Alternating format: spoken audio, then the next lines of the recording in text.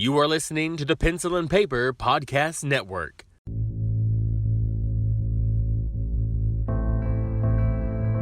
You're listening to the Horror Ramblings podcast, the show about all things horror. We hope you enjoy the show.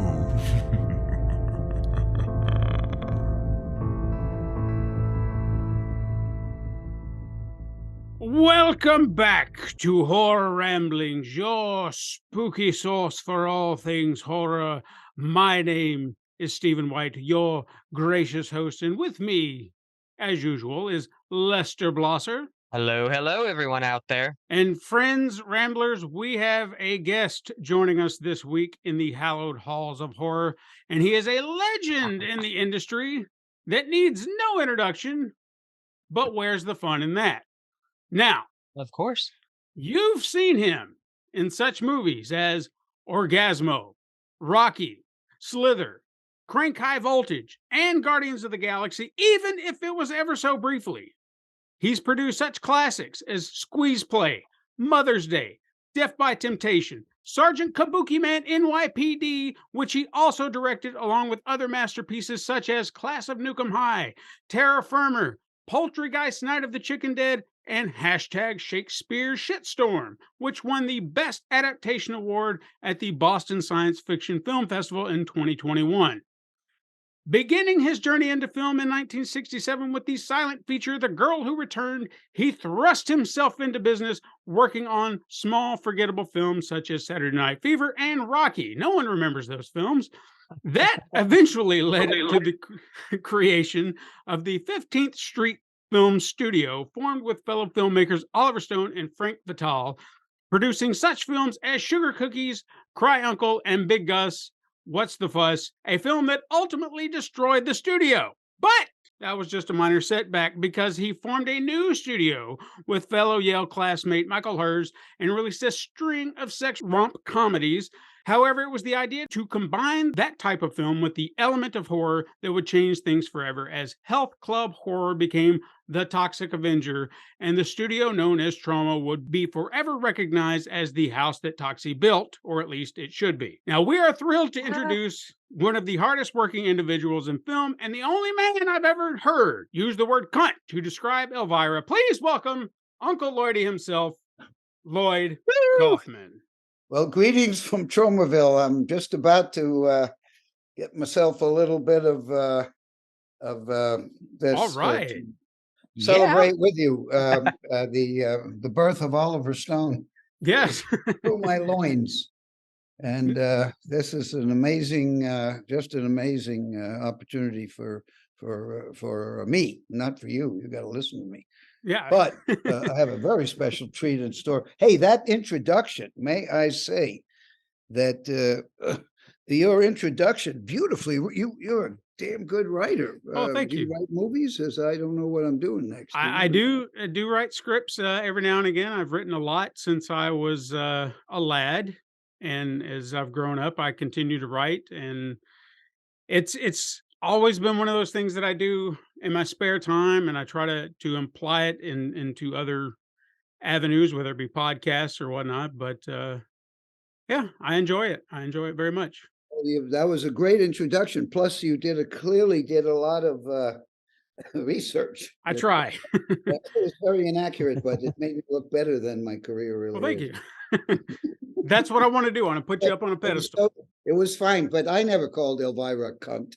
That's absurd. How dare Anyway, it's an affectionate term, you know. Sure. If you see her hero, Harvey Weinstein's Train Spotting, right? Mhm. Every other word is cunt. He's a cunt. He's a cunt. That's right. And I read the book too. Every other word, it doesn't mean, it just means, hey, Hey, hey, you, Stephen, you're a cunt. You're a thank cunt. you.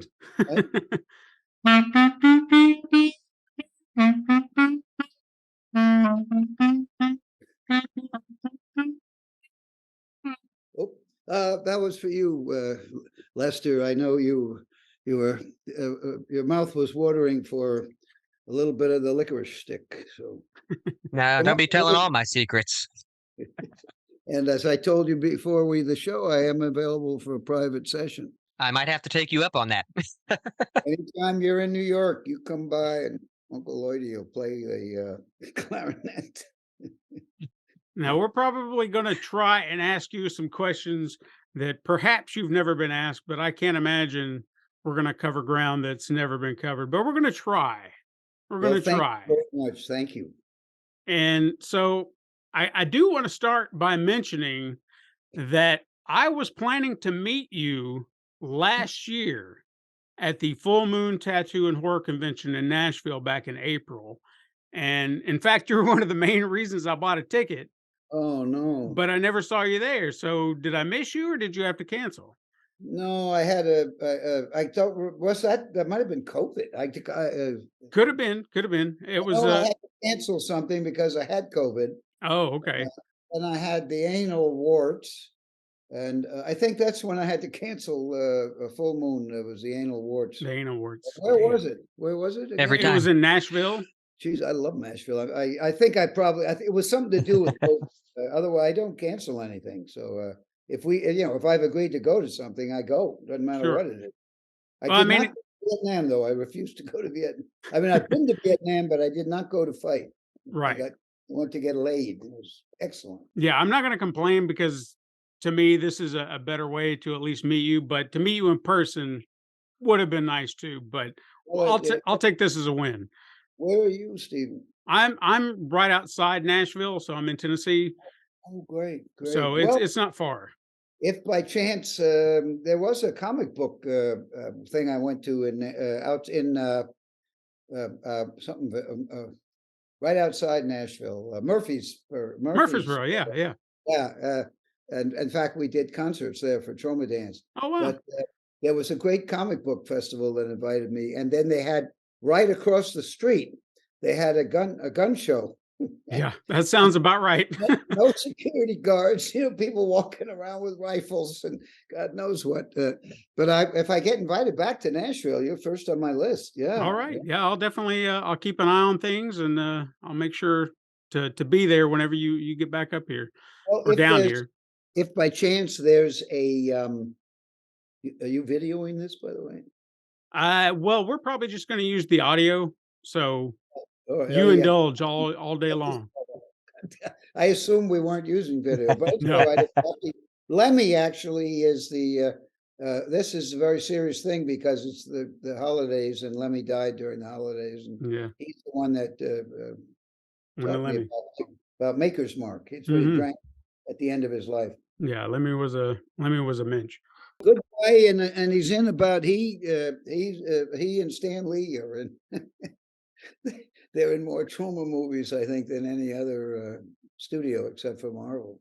Now, I did Wow. actually want to talk to you about Stan Lee because that's someone that I would have considered an idol of mine growing up. Like I loved Marvel Comics. I loved his work, and I mean, you two were close, were you not? Yes, from the time I got out of Yale University, right?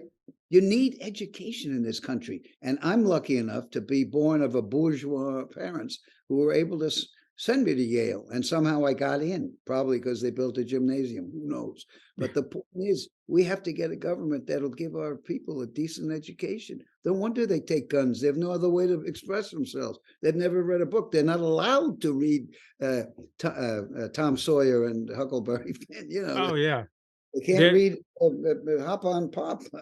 When they removed what was it, Mouse from Oh, Art Spiegelman, that yeah. I had just purchased that from a local bookstore not that long ago before they banned it, and I was like, "You've got to be shitting me," because Well- it was embarrassing. Yeah, well, we cover that in hashtag Shakespeare Shitstorm, we have a tribute to the Texas educational system. We have a tribute to the Yale educational system too in that movie. None of them are proper. So Dean said, Biggie. And Shakespeare too. Shakespeare says the same thing. We are all we are. It's all a dream. What is it? We are such stuff as dreams are made of, and our little life is ended with a sleep. And Biggie said, "It's all a dream." It's right. Shakespeare and Biggie, except So, Biggie got assassinated. Shakespeare didn't.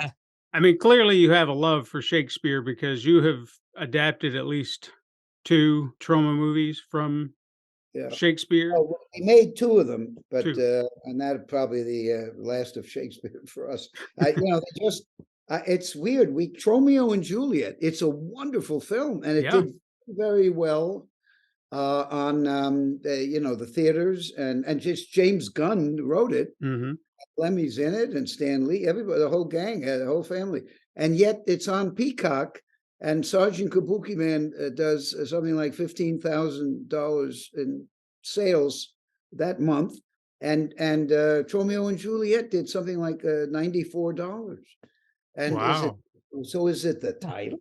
It's a great movie. Is it they're afraid of people are afraid it's going to be a Shakespearean?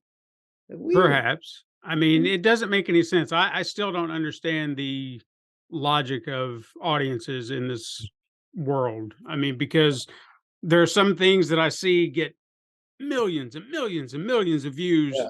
and I don't understand it because there's nothing to it. It's just something stupid or something ridiculous. And you're just like, why is this funny? Why is this popular? And then you have something that's more thought provoking, deeper, meaningful, and no one pays any attention to it. Yeah. Well, on Peacock, they don't give you much. What is it called? Meta. So Yeah. Sergeant Kabuki Man, NYPD. What does that? Why is that every month too? It's not just this particular month. It's not aberrant. A Night Beast, a movie that is adequate to say the least, and yet it does 10 times Romeo and Juliet. And what? So strange. Yeah, I can't wrap my head around that one. Well, the good news, Lust for Freedom is coming out on Blu-ray very, very soon, as is Brandon Bassam's new movie, which I produced, called The Final Beginning, Slashing Part 2. So we got another Blu-ray too that's coming out. I can't remember which one. Anyway, Troma Blu-ray is very, very good. If you like the hard goods as I do. Oh yeah, I love a good physical media. I mean, I'll get a few digital every now and again, but I like having the copy. I like having the physical copy. It's like having books. Something about having it in your hands. Yeah. I have it in my hands quite often. So if you want to produce something next, Lloyd, if you're looking for something, Lester's got a script. I'll throw that out there. Happy to read. I don't do pitches, but I'm happy to read a script. I'm reading one right now by one of my proteges. Seems pretty good. But then we have to get money. That's the problem. That's always. I'd love to read it, Lester. And if this is a hint that you want a little more clarinet, that's okay too. You don't have to be shy about that. I mean, I could go for some more. Uncle Lloyd is right here. Well, you may want that. You may be shy, so you can come to New York, and as I say, I'll blow my liquor. I'll have to look you up then and get myself to New York. Long Island City, beautiful Long Island City. You get to meet the Wonderful. See where the magic happens. Where did a wonderful movie like Terror Firmer, which also the title Terror Firmer. What's wrong with that? It's got the word terror Right. and firmer for some reason, and it's bloody, it's full of fucking and all sorts of weird stuff. And it's a big hit on Blu-ray, and it did well in the theaters for us, a small distribution, and yet on Peacock almost nothing. What the hell's going? I think the title, it's supposed to be a verbal. Terra firma means when you land, like the Vatican plane lands and the Pope kisses the ground, or sometimes soldiers do it. Terra firma, firm ground. So Right. I thought terror firmer, in other words, firmer terror, stronger terror. But everybody told me it was a bad title, including the director of Rocky, John G. Avildsen, told me not to use that title, and they were correct. Probably Juliet was a mistake too. Probably should have called it incest, because it's incest. But I mean, without the Tromeo, I mean, it loses something. I feel Well, like. I think it should be, and And Museum of Modern Art put it in with their Shakespeare Festival. But the people who watch Peacock obviously don't know who Troma is. And I don't think the meta, if that's the right word, gives enough information. Right. I don't think a lot of people watch Peacock. I think Oh, that's the problem. we're doing very well with Peacock. I know that's not true. Millions. It's not profitable, but it's doing very well. Gotcha. Okay. It's growing, but they don't make profits. Like Netflix. Netflix has never had a profit. Yeah, they purge money on a daily basis. And that's why we're all paying like $25 a month just to Yeah. keep it. For what reason? I don't know. You're paying for the content. The Onion movie, Yeah. mediocre film, $435 million was paid by Netflix to get that movie. One Oh, movie. yeah, the Glass Onion. That's what you're talking about. The one that Whatever, the Glass Onion. whatever it is, the Yeah, sequel. to that thing. stupid film. Both were huge hits, though. So Sure. Yeah. People love Figure. stars, a bunch of stars in movies. That's what it That is. did nothing. That absolutely hackneyed. You're better off with Margaret Rutherford or Angela Lansbury, or even Sherlock Holmes. There's some great, all the Basil Rathbone are better than that stupid thing. With all due respect. With all due respect. When you think about it, the amount of star power, if you will, that they try to cram in these movies, where it's like, oh, look at that actor, because even in the Yeah, opening scene, they had Angela Lansbury, Stephen Sondheim, and you're like, oh, look at the faces, look at the people. And I always find it more entertaining if it's not a big star, if it's just somebody I know, what would be lesser than to a more broad audience. It's just fun for me when I'm like, oh, dude, I know that guy. And then I have to kind of dig who they are. And You said broad audience. You're not going to get. No way you're going to get an audience just of women. That's impossible these days. that's true. I You need mean, diversity, Stephen. Diversity, like the I, Troma 49 years of diversity, way before it became woke. We were diverse. We had Surf Nazis Must Die. The hero was a woman, and she was a black woman, and she was a cigar smoking a fat black woman. And that goes back to the 1985, maybe 86. mhm. Our movies are way ahead. And that's why it took 35 years for The Toxic Avenger to be reimagined in a $1 billion, however they do it. Sure. And now the Museum of Modern Art plays Troma movies regularly. In fact, our latest movie, hashtag Shakespeare Shitstorm, had its premiere at the Museum of the Moving Image here in right here in New York City. So Nice. it just takes time because many great visionaries. It takes time for the public to get it right. Marnie by Hitchcock. I believe Marnie is maybe among his top two. Sure. Marnie was a huge flop and was criticized for things that I liked in the film, and now it's considered a masterpiece. People didn't get that it's not Psycho. It's a perverted romantic story, the most perverse romantic story possible in Right. history, perhaps, because it's so romantic. And there's an opera, a very good opera that my stepmother sat through. She said was very good. So here's Marnie exploding how many years later? And Toxic Avenger got made into a Broadway musical that That's played right. in the West End. So it takes time if you're a real artist. So, I mean, you mentioned wokeness. I kind of make Avatar. What? I said you mentioned wokeness, and I did kind of want to touch on that because, by comparison, I guess a lot of audience members or people who are not Troma fans would consider a lot of the films offensive or they're outdated, whatnot.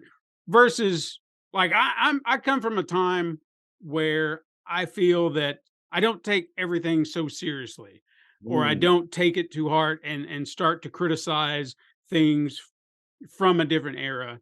Mhm, And even mhm. today, I wouldn't really consider them offensive, even though I guess some people could. So, I mean, how do you feel about that today? I mean, the whole wave of woke culture and how that all goes, because I get it to a point, but I feel like some people extend it to just extreme degrees where you're like, all right, you're taking it a little too far. Well, on the other hand, your guy in Ohio, I'm going to keep calling him a fascist. He he's on the other way. He's Sure. insane the other way. So it kind of balances out. And proof of it is we don't have a speaker yet. Yeah. But I take it back. The guy who makes Avatar and the Titanic movie, he's got to be an artist. He wouldn't do it, but it's just not my particular taste. Right. Although I No. love my grandson is obsessed with seals, and apparently, what's the guy's name who made the Titanic? James Cameron. Yeah, Cameron apparently based a lot of those creatures underwater on seals. Huh. Very interesting. Did But not know that. no, I think it's if I cared, I wouldn't make the kind of movies I make. I don't care I don't even care about making money, right? We've staggered along for 50 years. Stroma's stayed alive, and now we get a payoff from Toxic Avenger, and we've got a library of 1,000 movies for which we don't have to pay. And they're great. Most of them are really independent gems, and they're great. And they're all made independently with independent brain and heart and soul. So even if you don't like it, you can see it's personal. And Sure. that's what art is. So you can switch it off and go to Terra Firma, which is my most personal film. And there's so many buried treasures in Troma now. And so far, and then we have new movies by the James Gunns or Trey Parkers of the future. We discovered that there's probably 50 major names that have come out of Troma in our 49 years. And there's the future. There's all sorts of wonderful films being made, and they just don't have a home. And Troma is a good place for them because we really believe in the director's event, that the director is the auteur of the film, that it's the filmmaker's soul, really. And at times it's wonderful, and at times it can be boring. And I do believe Avatar. I do believe he's definitely an artist, and he's put his heart and soul up in $1 billion movie. Right. How much did that movie cost? What? It was upwards of 250, 500 million. It was up there. $1 billion. I know it may have been. I mean, over the course of however many years he's been working on it, the technology he's tried to advance. Yeah, it wouldn't surprise me if it was upwards of a billion, but he got it back. They have to make $2 billion to break even, is what I heard last. Well, Okay. yeah, So that may take a while, but nonetheless, I we should get off of it. But I find it's just not my cup of blue, shall I say? sure. So what is your cup of blue? What do you like to watch? I like, I'm obviously, the inspiration for me came from John Ford and Howard Hawks and Jean Renoir, Slang and Andy Warhol and Lenny Riefenstahl and the great auteurs of from the beginning of history through the 70s for me. But my formative years were really the late 60s and early 70s. And so those guys, that type of Sam Fuller, those kinds of movies. I still watch a lot of Turner Classics. Right. Even if they're bad, they're entertaining. Troma now is like that. Even if the movie is bad, it's at least entertaining. It's different. It's interesting. Yeah. But Tarantino today, terrific. He's a fan of Troma.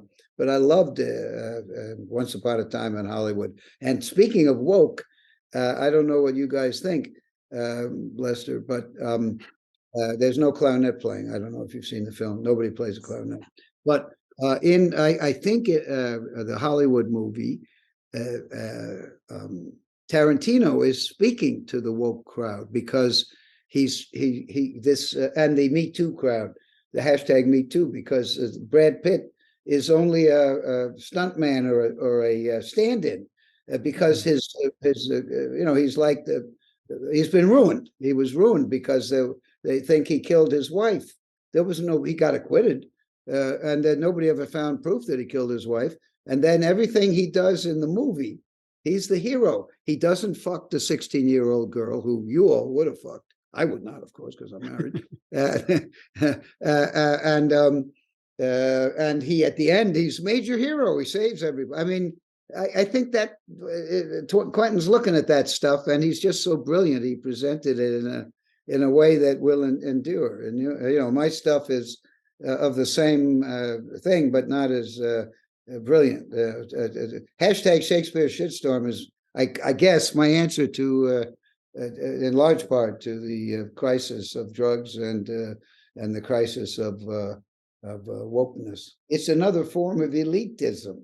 It's just shutting up everybody else. If you don't, go my way or the highway. I wouldn't say that your films are any less than Tarantino, because you're putting your heart and your soul into them just the same. He's very inspiring, very, very inspiring, and so are a couple of the other younger directors too. But for the most part, in my head, I'm thinking of Powell and Pressburger, or Chabrol or Hitchcock, or Right. I'm old. That was my. But you know what? I'll give you credit. At least you never tried to follow trends, or at least you never tried to just say, well, that's what everybody else is doing, we got to do that. And you just always followed your own path, which... Well, luckily, we've been able to scrape by. And Michael Hers, my partner of 49 years, who is an excellent, excellent director, stopped directing after Toxic Avenger, pretty much. And that's the only successful movie we've had. And he runs the company, and he's managed to keep it going and making deals. And here we are next year, 50 years and 70 years. Whatever the number ends in 4. Would you have any kind of inkling as to understand why the Toxic Avenger was the thing that just clicked outside of all the others? Well, it's a singular. I can't tell you exactly, but I believe it's very punk. It's came out about the environment long before Al Gore discovered the internet. It came out years before the environment was the flavor of the day. And Toxie's a good guy. He doesn't want to kill the people. The Tromatons are sensing evil, and when he passes somebody, if he passes Taylor Swift in the street and she's evil, his Tromatons act up, and he can't help himself. So there's pathos there. It's a love story too, with a blind girl who cannot see, deprivation of the senses. But Chaplin, the blind girl, comes directly from Chaplin. Tromaville comes from Preston Sturges's movies, his fond satires of American towns and villages. It's a big deal, Toxic Avenger. But all the movies, Romeo and Juliet, I spent 5 years trying to get that one in my head, that where I felt it was worth doing. It's not play. When you're making a movie for 0.1% of an average Hollywood movie, it ain't fun, at least not for Uncle Lloydie. It's fun for the group, and they all love each other, and they get married to each other, and we're lifelong friends. But it ain't fun for the Hers and Kaufman side of it, because it's dangerous, and we don't have unlimited. We have to come in on the budget. We can't go out and get more cash. All that kind of stuff. So it's a very, we have to. I have to really believe in it, that it really is something, that it isn't just a sausage. And some of the sausages are very good. Taboo. I don't know if you've seen, Lester. You've seen Taboo. There are 34 iterations of Taboo. Is it good? Is it artistic? I don't know, but it's it is. What are you going to do? I find it ironic that you brought that film up. Taboo, really? Yeah, no, because I was going to tell you a little anecdote about one of the films, which was Poultrygeist. Oh, Poultrygeist, Night of the Chicken Dead. Poultrygeist, Night of the Chicken Dead, yes. That was one of the last films that I watched with my high school best friend before he died. And Oh, like it was just we were together one mm, weekend and we were just looking for whatever movie to mm, watch. We were thumbing so through Netflix and we saw that. And it was like, it's a trauma film. I was like, well, we've got to watch this. So we watched it, enjoyed the hell out of it. He had the biggest crush on the main lead girl because she reminded him of a girl he went to school with. Like it was in a grade below us. And I just remember him being like, "Oh man, she looks just like her. Oh my god!" And he was just all into it. But what was funny, the reason I bring this up is because he showed me he found Taboo in his dad's porn collection and showed me this movie, and I was like, "What the fuck are you showing me, man?" So I found that to be kind of an interesting loop around that all connected shows like you that. which volume of Taboo did you happen to see? This was number one. This was the original. Oh, that's Yeah. got to that's got to be a collectible. It You should still have be. So, yeah, it just hold on to it. Hold on to it. that's That's funny that you brought that. That's hilarious. Well, this is how it works. Yeah. Plus, we got to publicize Poultrygeist Night of the Chicken Dead, which is anti-fast food, among other things. Mhm. But it deals with the genocide of the Indians and the harshness and torture of billions of chickens every year. I mean, these are serious facts. The fact that the American public, 40%, are obese. The fact that the garbage that is fed to the animals. I mean, the whole thing is disgusting, and even the architecture, Yeah. is awful. So sometimes kids fall off of those stupid playground. That's kind of fun, but fall off the McDonald's thing or whatever.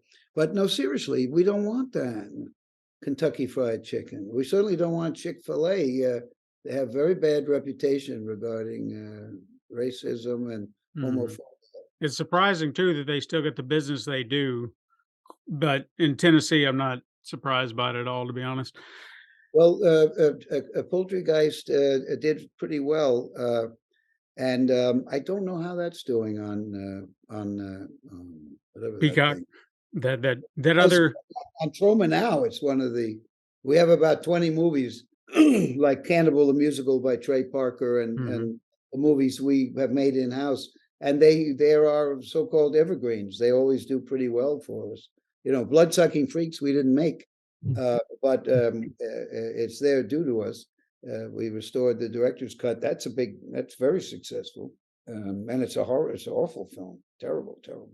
But the Blood-Sucking Freaks, I guess the title, it's also hilarious, but it's awful, very bad. I wouldn't take it today. Lester, I feel like I've been hogging the conversation. Do you want him to play his clarinet again? I would very much like that, actually. If he would like to take a break and play it real quick for us. Yeah, sure. Anything? Try to play something a little inspirational today. I'm feeling it's been Christmas and New Year's. And let's see what I can come up with.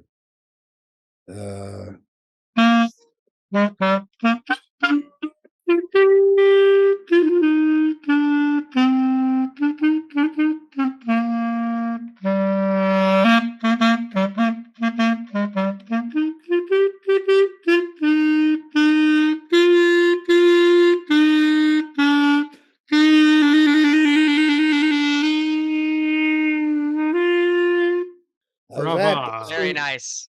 I don't know Very what Brava. nice. I've got a huge heart on. That's all I can tell you. All right. And I have lips like a woman. But the gift of COVID, I played clarinet in third grade, and I found it in a closet here. So I started hacking around during the serious part of COVID. At 7 o'clock, everybody in our neighborhood go in the street and bang on pots, and I would go out in the street and play a crappy clarinet. People enjoyed it. It was nice. Hey, as long as everybody enjoys it.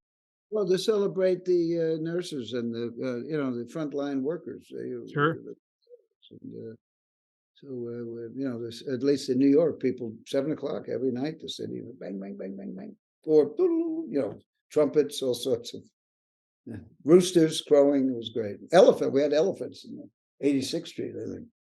They just eaten at Burger King. I mean, you seem like a very humanitarian type person. Like I mean, you've got a good heart. About everything that I've heard you say in interviews and even just now, you care. I can tell that you care about every living being, every person. Was this something that you've always felt like you've had in you? Or is it something that you felt like kind of grew over time, like you've had experiences that just kind of put you into that? Both? I had a nice bourgeois upbringing with a good education, and my folks were very crazy, but they were decent people, morality, and I saw the values were healthy. My mother would tell me, look, you could be you don't have to go out and be a fancy hedge fund, a school teacher, and then I had teachers who I really did admire. And when I went off to college, I wanted to do some kind of social work or teach.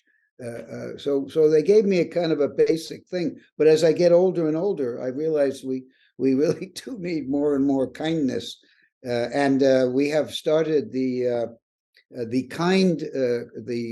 kindness party. If you go on my Twitter or the Troma social, you'll see that the kindness party has been active, and that Toxie will probably run on that ticket in 2024. But I think as I get older and older, I think kindness should be something that we talk about more. Yeah, absolutely. Only because I'm old and feeble, maybe. But for the most part, if you look at my movies, the people are, for the most part, they're decent. They're just taken advantage of. And all, John Avildsen, one of my mentors, he preferred to use, and to this day I prefer it. He preferred to use people who look real. Joe, it was Peter Boyle's first movie, Susan Sarandon's first movie, my first job. Nobody knew who they were. Rocky, nobody knew who anybody was, basically. He had Burgess Meredith and a few people, the very talented guy from Maniac, and also Troma's last horror show, the last horror film. He's dead, of course. At any rate, Rocky was basically unknown. Karate Kid were basically unknown. And as Avildsen taught me that the locations are a character in itself, and he never said it to me, but the idea was use real locations if you can, because there's nothing that's going to give you the patina of a real bakery. If you go to my brother's cafe in San Diego, Bread and Sea, where you'll meet Charles Mother's Day Kaufman, who made probably our best film, you'll see that that it's all about that. The bakery. Go in there, you'll feel it. My brother is much more talented and much nicer than I am, but he couldn't make it on the crappy life we lead here. We don't make any money. Sure. So he changed to bread about 30 years ago and started this huge business in San Diego that makes artisan bread, and he's funny as hell. So he's got a big following, and in San Diego, he's a very important citizen. And he made Mother's Day, When Nature Calls. If you want to see Grindhouse done the correct way, my brother did When Nature Calls long before those guys did it. Clinton and the Texas guy, and my brother made a movie called Jakarta, which he shot in Indonesia, and he keeps the negative in with the chocolate chip cookie dough. You can you can go in and say, give me an olive loaf with half a foot of Jakarta on the side or something. I'm gonna have to make a note of this next time I go to San Diego. He'll post you very. He's got about 400 people who work for him, and he's going to have he works much harder than I do. That's for sure. My sister was his art director on Mother's Day, and When Nature Calls, and Jakarta. They were over in Indonesia together for a long time, and in fact, actually, it pissed off my mother, who was the preparation for Mother's Day. You can see Mother's Day on Troma Now and When Nature Calls too. When Nature Calls is hilarious. It's the best. And it's got all sorts of animals. If you like animals, Sergeant Kabuki Man NYPD and When Nature Calls has. I don't think we have a giraffe, but we've got just animal in the movie in those movies. So you and your family. I'm not talking about the actors. No, not the actors. Really. So did your family get into film because of you, or did it just all kind of everybody kind of gravitate toward it at the same time? My mother was a theater person, so we grew up going to theater a lot. Mhm. And in fact, to this day, I'm a big fan of the legitimate theater. In fact, we had to give away tickets to Hamilton during COVID, and filmmaker Sean Fennick, and I had to give away another set of tickets to somebody else. I can't remember. But we finally saw Hamilton last night. I thought it was terrific. And so my wife thought it was the greatest, so we had people over. My mother had kind of a, not, we met people that you wouldn't know, but who were notables back in the day. She was friends with a lot of people. Of course, all the friends that were famous were no longer famous and couldn't help us. And so that kind of got, and we had subscription to opera, and so I kind of had and I read a lot, so I think it all mushed together. And my parents frankly, they didn't care what I did. They were totally open. I was totally, relaxed. And as I said, my mother would have been perfectly happy if I would have been a teacher of grade 3 I don't know about grade 3, but that's probably a no-no. But a high school teacher, she would have been, or so she would have been, she was more, carpe diem, do what you want to do. And it's interesting because I see that a lot of my Yale class, and there was 1,000 of them, many of them went into corporations and had to become consultants because the loyalty of the corporation stopped, and they couldn't go, make their way to the top. They got fucked. And when you're 55 years old, it's pretty hard to get a high-paying job. So the system's not. I've been lucky to stay out of the system. Right. Although I painted myself into a corner with what I do. But I really have plenty of regrets. I'm not like Edith Piaf. J'ai beaucoup de regrets. But I don't regret taking the road not taken, taking the path not taken, namely the Troma chocolate highway, rather than the golden highway of red carpets and hookers and cocaine. So when you made the decision to do a lot of the Troma films with the excessive gore, nudity, just pretty much everything that you could possibly not see in any other mainstream film, why did you choose that? Was it just because it just seemed like the right thing to do for your films? Well, I majored in Chinese studies, and about the only takeaway that I got, well, no, there was a big influence on me, but Taoism, dualistic universe, good. You can't have good without the evil. You beauty and ugly go together, and it was a kind of that idea to have beautiful people with huge amounts of gore, and then make fun of DuPont and have politics, romance, basically porn, Chaplin,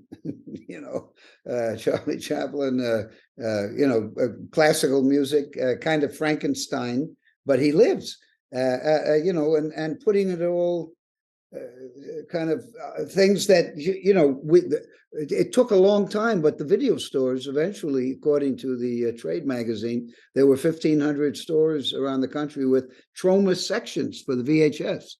And so it's a Troma, that's a problem of ours, because we are a brand, and it's a brand that's unknown.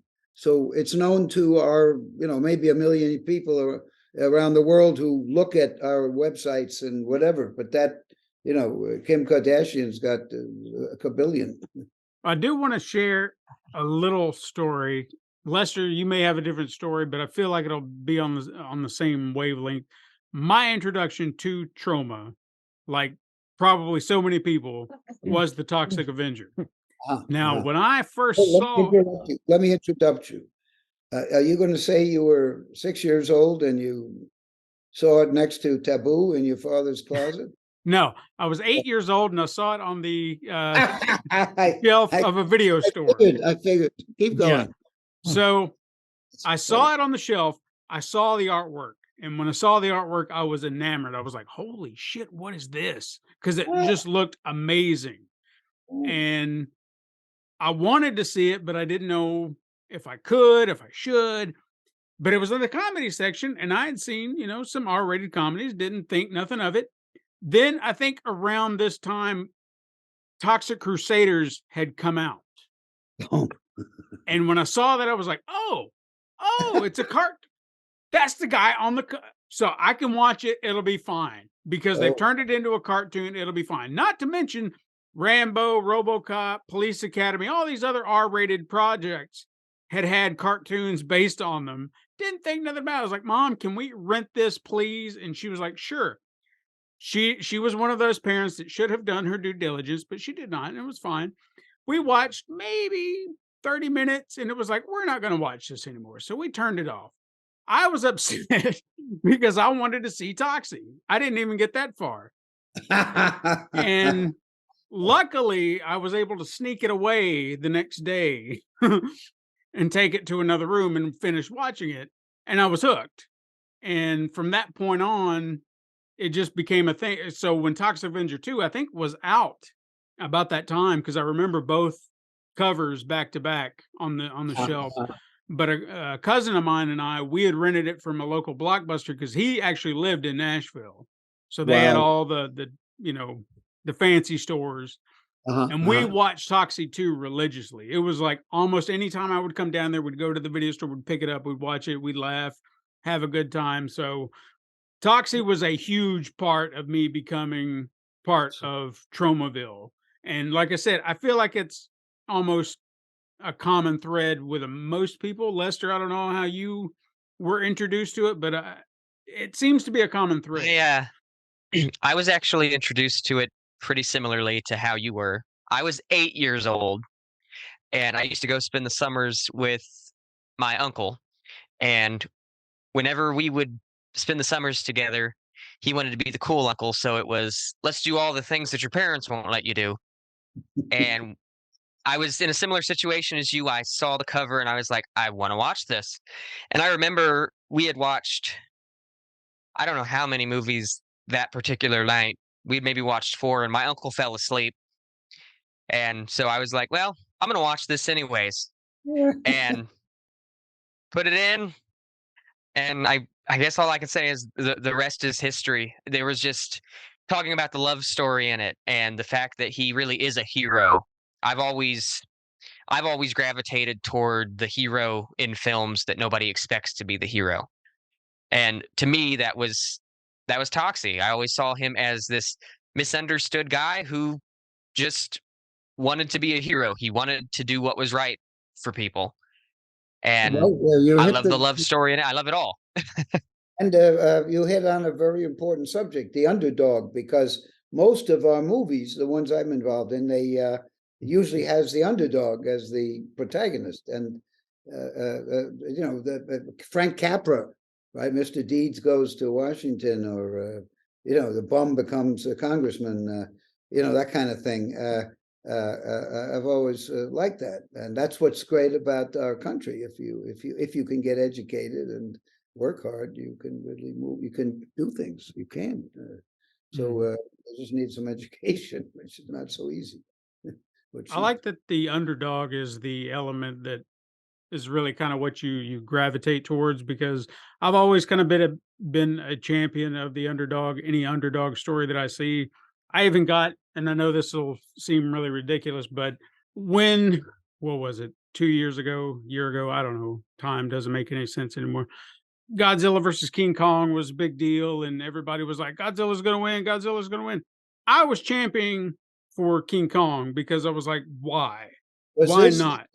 I'm sorry, Stephen. Was this the recent Zilla versus Kong? Yeah. Yeah. Oh, the Legendary made it, Yeah. and the guys who made the Toxic Avenger, Yeah. big budget. That's right. They're nice people so far. Very, very polite, respectful. Good. I would hope so. Business people. Anyway, keep going. That was really interesting. Well, it was just the fact that everybody kept saying, well, Godzilla's going to win. Godzilla's going to win. And I did not want that. I wanted to see Kong because I knew he was the underdog, but that's who I want to see win. I don't want to see, I know this guy's the tough guy and he's the more powerful person, but this is the underdog. He needs to win. And when it didn't happen, what was funny is we were watching, my wife turned to me when the moment happened and she's like, "You're pissed, aren't you?" And I was like, a little bit, because it just felt wrong to me. Because I want to see the underdog succeed. And yes, with Toxic Avenger, that's exactly what that is. You see Melvin for who he is, and you just despise those bullies, and you deal with that all the time, or at least I did growing up. And It's going on at Yale University, and that had a lot to do with my making hashtag Shakespeare shitstorm, which apparently for many people is too much. What is too much? Come pish on, posh. come on, as our president says, come on. Come on. What's going That's on? my last movie, hashtag Shakespeare shitstorm. We got a tour coming up in Texas with that movie, Mhm. where I'm playing Death of a Sales, where I'm Willie Loman, one night, like 7 different cities. Yeah. New York did well, LA did pretty well. We need more theaters. It's Yeah. great on the big screen because the movies I make has so much on the screen. It's not just My Dinner with Andre, which is a masterpiece I worked on, but there are only 2 people in the movie. Yeah. Our movies are the opposite. They've got the screen is the background is constant things going on, and the frame is always full, and there's little jokes and things you have to look for, and you need a big screen, and the theaters fill up. Unfortunately, they won't give us more than New York and LA give us a couple of weeks, but no other theater. It's usually just one night. And even though we might fill the theater up, they don't bring it back. Rarely do they bring it back because they have to Well, advertise. I'll just say if you're ever in Ohio and you want to get to a town that's got a nice little theater, my neck of the woods has a beautiful old theater. It was actually converted to a movie theater, and then they converted it back to a classic theater, and they put on shows all the time. And if you're ever in our neck of the woods and you want to visit a small town, I would gladly come and you could play your clarinet for me right here in my hometown. That would be kind of cool. If the theater is a movie theater, if they actually have a movie thing going, why not? We don't rent the theaters. The theaters have to either give us some money up front if we don't know them. In other words, Alamo Drafthouse, they pay us.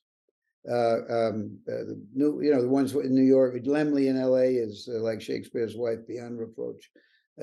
So we don't rent the house. A lot of people think, "Hey, I found a theater for you. Only $6,000 for one day." I'm sure I could probably get people together.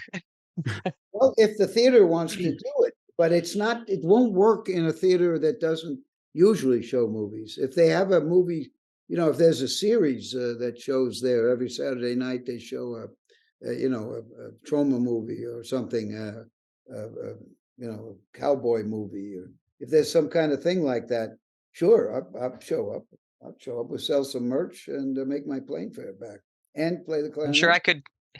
I'm sure I could always make it happen. And I wanted to just piggyback real quick, something about trauma films, and to me, horror films in general is something that we were kind of talking about just a second ago. I think for me, especially the Toxic Avenger and horror films in general, if you really think about it, there's a lot of underdog stories that are told.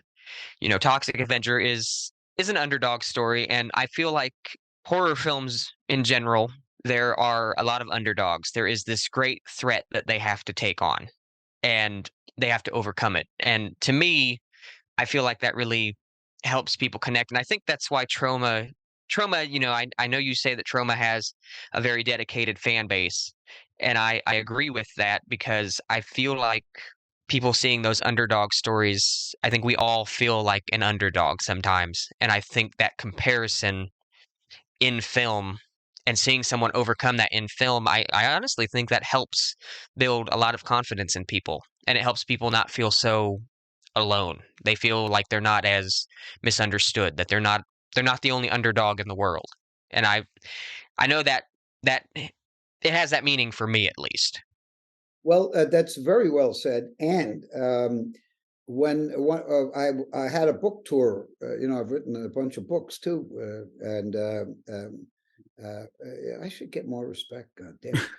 Anyway, I was on a book tour thanks to Putnam, who are now owned by some giant organization. But there were two times I did the book reading, in a bookstore like Barnes and Noble, or the other one. And a kid got up and told me that Troma's War saved his and another kid's life because they were going to kill themselves. And they saw Troma's War, and apparently associated with the underdogs in the movie, and the underbitches. We had, can you say underbitch? Is that Sure. okay? I love it.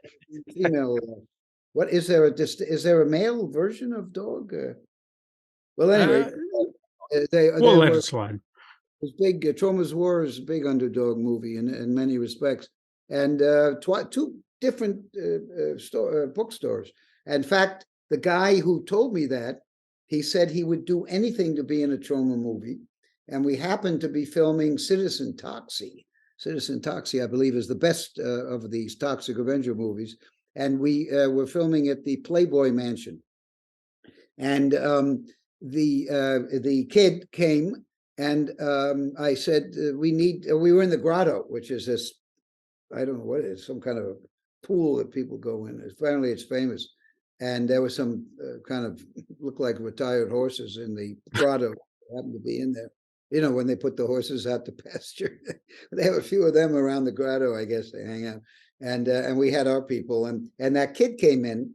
And we had naked people. So I think Julie Strain and I can't remember, but the kid said, "Hey, I'll be naked," and he ran around. You can see his wanger fly. And this back in shooting 1999 or 2000, and of course I left it in. So we had to cut it out to get the R rating, but you can hardly see it. But we put the footage back in after we got the R ratings. Nice. That's ridiculous. Hey, good word, ridiculous. Any rate, the Troma movies saved those people, and I hear it fairly often from our fans up, when we're in conventions, and that they were incredibly depressed and something, or my mother was dying, and we watched it together, and our fans are so devoted. Actually, everybody on hashtag Shakespeare Shitstorm, everybody on that movie, and it was literally how shall I say it? It's it was like a 6-week, long days.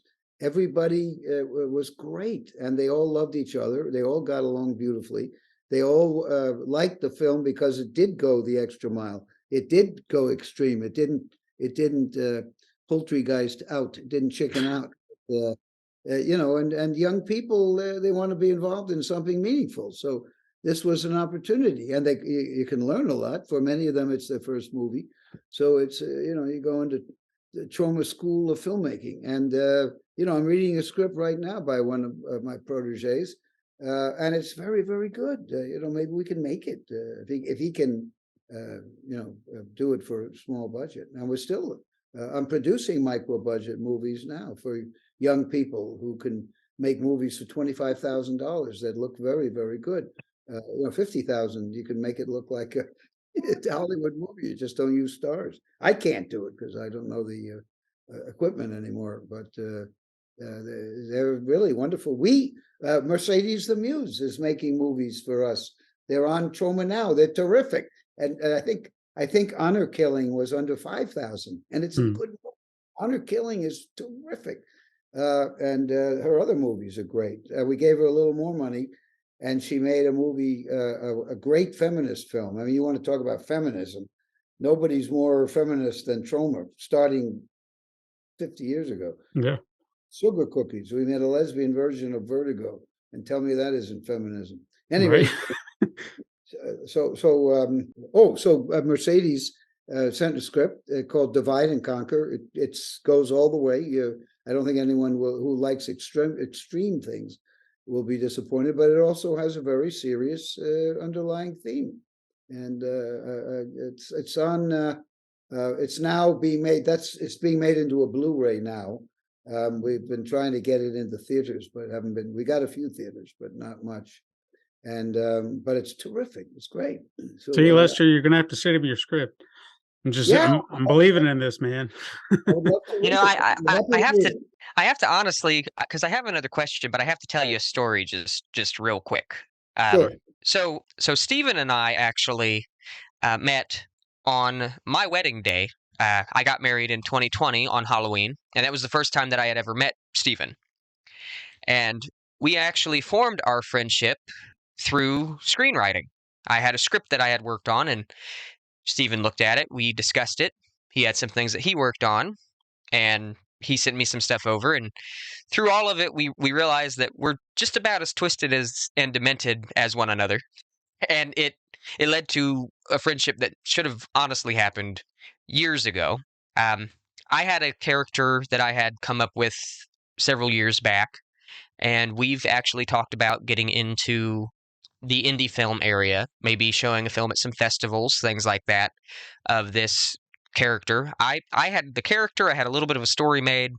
Stephen took it to a whole other level that I would have never taken it to. He's very modest about himself. He's an extremely talented guy. I'll give him that all day.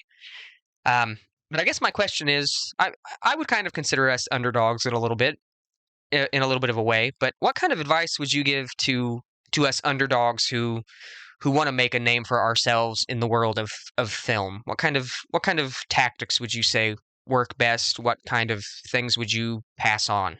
Well, again, I've taken a weird route, but I think the decision that must be made, and again, I've written 7 books all about filmmaking, so you can draw inspiration from that, because I interview both Oscar winners and people way down the food chain from Troma. So it's very inspiring. All the books are inspiring. And I think the most important thing is, do you want to be on the red carpet? Do you want to be famous? Do you want to be Steven Spielberg? I mean, we take for granted you've got the talent and the drive. James Gunn wanted that. So he worked for us for a couple of years. He started as my assistant. And I was having trouble with the script of Romeo and Juliet. And I'd been working literally 5 years. And I gave it to James because he had written a book. He was a grad student at Columbia University, had an MFA, and he wrote a book. So, and I actually read his book. It was terrific. So I figured, okay, here's $100. Take Romeo and Juliet and see if you can figure out the balcony speech. And he did a wonderful job. And he had, I think, 8 urination scenes, which had to cut down a little bit. I think there are urinations, so don't worry, Lester. But they're not 8 as originally intended. It's that's what he wants. He wants that, and he's got it. He's the number 1 director in the whole industry right now. And or you go, if you feel you want to be an auteur director, you just stick to doing what you believe in and scrape money together. Now you can, I mean, the Kickstarter and the Indiegogos and the GoFundMes and all that stuff. And, it doesn't cost that much. The money isn't that difficult now because, I mean, I've seen movies for $2,000 that look good. you know, and all of you probably do, and your friends are probably taskers. When we were doing Romeo and Juliet, we actually used music from James Gunn's high school band, the Icons. It was good. It was good. And he makes more money from royalties from his music than from the movie, I think. The movie, we don't have many royalties. So I think you have to think about it. And then you have to put on blinders and just go for it, be obsessed and go for it and try not to. There's a lot of nastiness and a lot of crookedness and a lot of real superficiality. I'm somewhat superficial, but you cannot imagine the superficiality that you'll run into in both coasts. I think you have to know where you want to be, and then just don't stop. Keep going. Again, if you look at Troma now, I have interviews with some of the Troma alums, and Eli Roth says you just don't stop. You just keep going and going and go. He has a very inspiring short piece. In fact, it's on the Lust for Freedom Blu-ray when it comes out. And then James said after Troma, he just kept writing script after script after script. He'd send them out, run them around, and eventually he got a bite. And from Romeo and Juliet was his kind of greeting card, because he could say, look, this is a Troma movie, so there's stuff that you may find a little disturbing. But if you can see beneath that, you'll see it's, and indeed, and that led to, he got his writing gig. In fact, Romeo and Juliet's a movie that promotes incest, and he got his job on writing Scooby-Doo. Yeah. Talk about underdogs. No kidding. So, I sort of have to sign off, but I think that you just have to really want it, love it, believe it, live it, which I did at my first few jobs. I mean, I took eyedroppers of movies. I took it into every orifice that I could, and but I knew that I wanted to have total control, and I didn't think I wanted to go out. It was the '60s too, so I was a little bit. Today maybe I would have gone out west. I don't know, but not then. Even though great films, most of the ones that inspired me did indeed come from the devil-worshipping international media conglomerates. What you said put some things into perspective for me, Good. based on a lot of the things that I've done. On one hand, I feel like I wanted that red carpet thing, but I've always wanted to go my own way, and I've never strayed from that. Good. And Well, that puts a lot of things into perspective now I'm thinking about it. So thank you for that. That felt good. thank you very much for a great interview, and thank you so much for being a Troma fan. Anything you can do to promote Troma now would be great. We need to. We're moving up with subscribers, but we need more. We can do that. That's Definitely, most definitely. The only revenue we have is from Troma Now, and that basically keeps the payroll paid and all that. So anything we could do to get the word out, especially in Ohio, maybe where in Ohio? Are you near Cleveland or Cincinnati, or which part? I'm closer to Columbus and Dayton, okay. that area. Huntington Bank is in Columbus. Huntington Bank, Independent Bank is in Columbus. Center, that's where their office is. See? That's all the way. Well, at any rate, and I know a lot of useless information.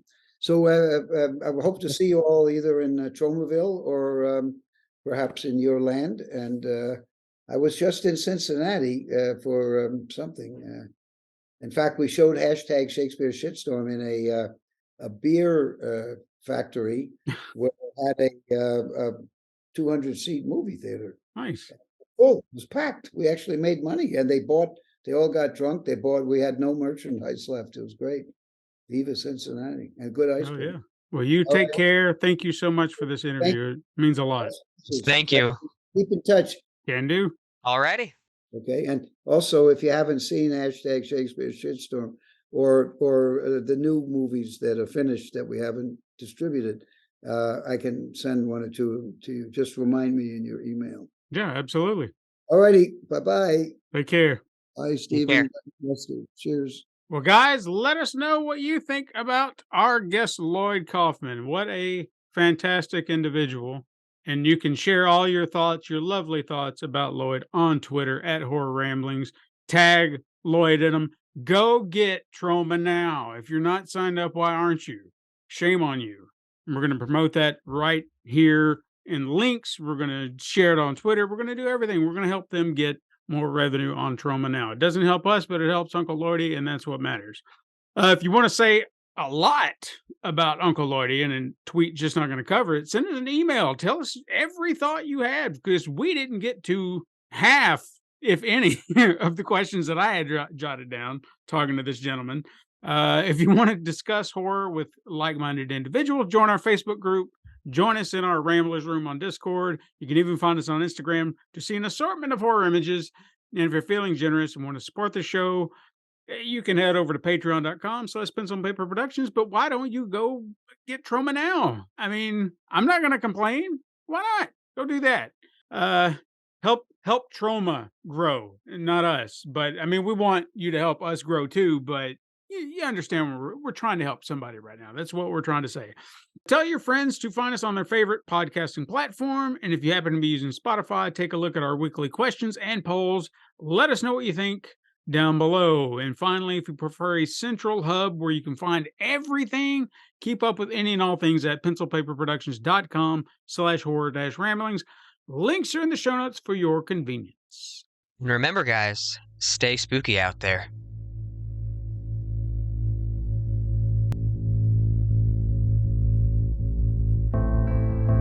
This has been the Horror Ramblings podcast. Join us next time for even